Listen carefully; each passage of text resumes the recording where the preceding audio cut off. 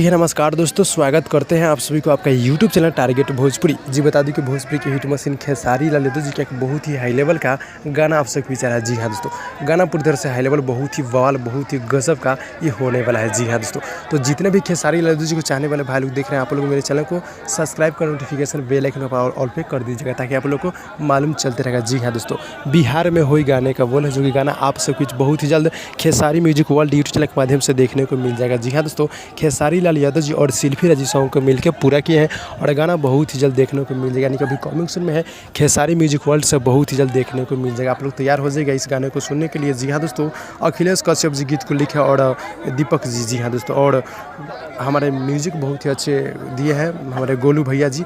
तो आप सब बीच बहुत ही जल्द खेसारी म्यूजिक वर्ल्ड यानी कि उनका ऑफिशियल जो चैनल से देखने को मिल जाएगा। आप लोग रेडी हो जाएगा। जी हाँ दोस्तों, तो फाइल को मिलते हैं अगले वीडियो में, तब तक के लिए धन्यवाद।